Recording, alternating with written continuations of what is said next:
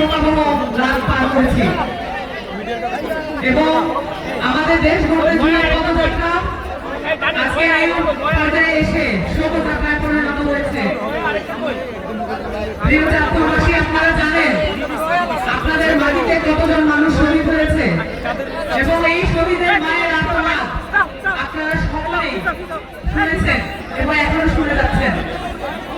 বাংলাদেশের এই উর্বর মাটি শহীদদের রক্তে রঞ্জিত।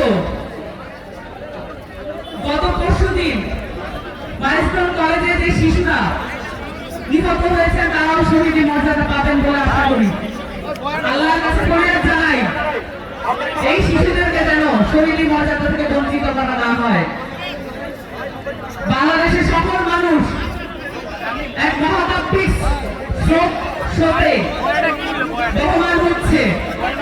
এই স্রোত খুব কম সময় চলে যাবার নয়, কারণ আমরা যখন দেখি আমাদের সেনাবাহিনী এবং বিমান বাহিনী অকার্যকর ভূমিকা বিভিন্ন ক্ষেত্রে, তখন আমাদের মনে প্রশ্ন জাগে এই বাহিনীকে আমাদেরকে নিজেদের করে গড়ে তুলতে হবে।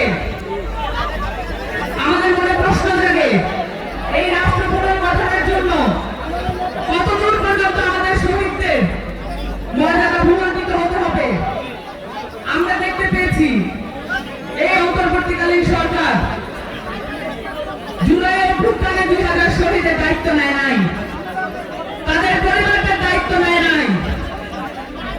এবং এই কিছুদিন আগে আমরা দেখলাম মাইলস্টোন কলেজে যে শিশু শিক্ষার্থীরা নিহত হয়েছেন, সেই শিশু শিক্ষার্থীদের এবং যারা আহত হয়েছে তাদের চিকিৎসার জন্য সাহায্য চাওয়া হচ্ছে সরকারের পক্ষ থেকে।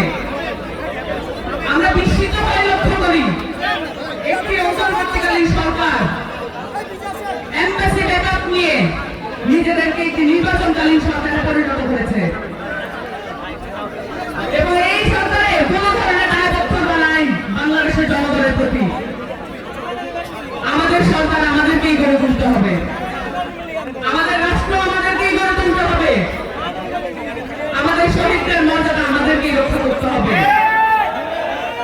বাংলাদেশ রাষ্ট্রের বাংলাদেশের প্রত্যেকটি ইঞ্চি মাটি শহীদের রক্তে রঞ্জিত, এটা যেন আমরা ভুলে না যাই।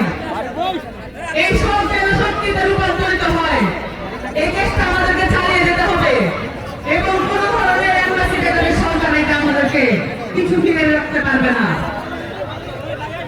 আমাদের সরকার আমাদেরকে পুনর্নির্মাণ করতে হবে এবং আমাদেরকে এই রাষ্ট্র পুনর্গঠন করতে হবে।